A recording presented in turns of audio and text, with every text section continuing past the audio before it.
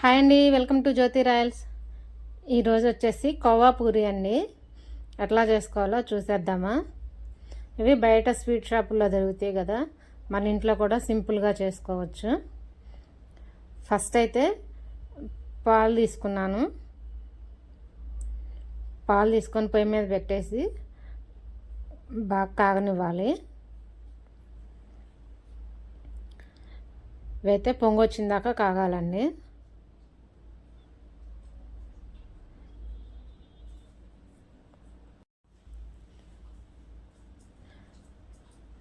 రెండు సార్లు పొంగొచ్చిన తర్వాత ఇప్పుడు బొంబాయి రవ్వ వేసుకుందామండి. ఒక 2 స్పూన్లు వేస్తున్నాను. నేనైతే 1/2 లీటర్ పాలు తీసుకున్నాను.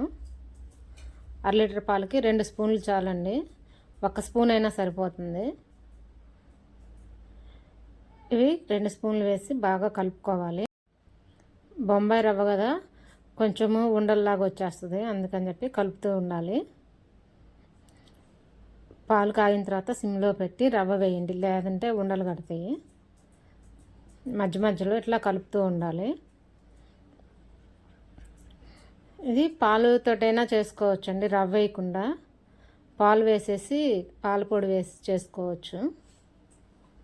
ఇది బాగా తిక్కుగా అయిన తర్వాత అప్పుడు చక్కెర వేసుకుందాము. ఇవ్వండి, ఈ స్టేజ్లో ఉన్నప్పుడు చక్కెర వేసుకోవాలి. చక్కెర వేసుకొని బాగా కలుపుకోవాలి. నేను ఈ క్వాంటిటీకి 3 స్పూన్లు చక్కెర వేసాను. ఇంకా కొంచెం తీపి తినే వాళ్ళు అయితే ఇంకొక 1/2 స్పూన్ వేసుకోండి, సరిపోతుంది. ఇప్పుడు మళ్ళీ చక్కెర పాకంలో ముంచుతాం కదా, అందుకని చెప్పేసి నేను తక్కువే వేసాను. ఇంకా కొంచెం చక్కెర పడుతుంది వేస్తే. ఇంకా ఇది బాగా కలుపుకోవాలి.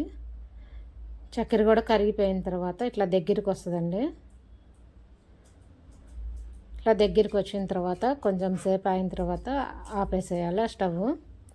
ఇదండి, ఇట్లా వచ్చింది చూసారా, ఇట్లా వచ్చిన తర్వాత ఆపేసేయండి.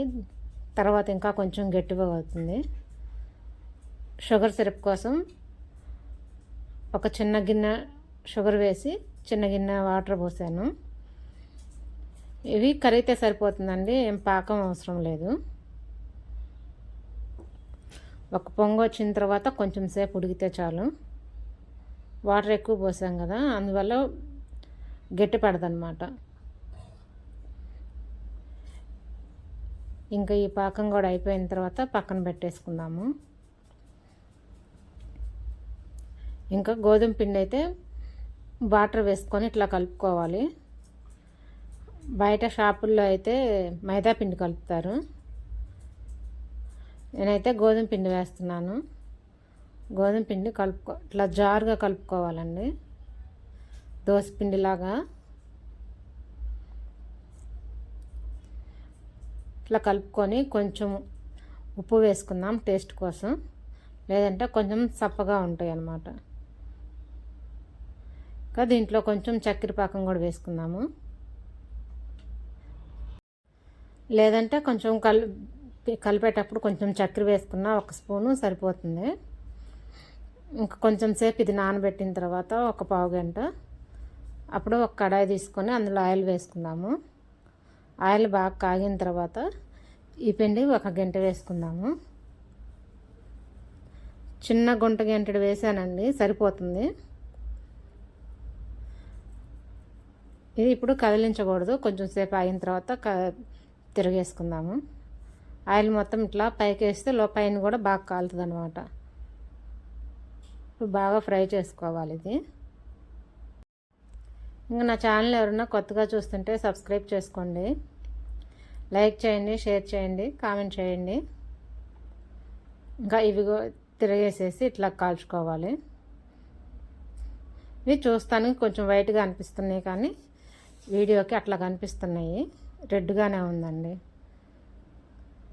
ఇంకా చక్కెర పాకంలో వేసాను. వేసి ఒకసారి ఇట్లా డిప్ చేసుకొని మళ్ళీ తిరగేసుకొని కూడా ఒకసారి ఇట్లా డిప్ చేసుకుందాము. కొంచెం పాకం పట్టేసింది కదా, తీసి ఒక ప్లేట్లోకి పాలకోవా స్వీట్ ఉంది కదా, అది మధ్యలో పెట్టేసి మర్చేసుకుందాము. ఇంకా వీడియోస్ చేసి కూడా చాలా రోజులు అవుతుందండి. నేనైతే శారీస్ బిజినెస్ పెట్టానండి. శారీస్ కావాలన్న వాళ్ళు జ్యోతి హరి ఇన్స్టాగ్రామ్ పేజ్ని ఫాలో అవ్వండి. దాంట్లో నేను శారీస్ పెట్టున్నాను. ఎవరికన్నా కావాలంటే ఆన్లైన్ ద్వారా పర్చేస్ చేయొచ్చు.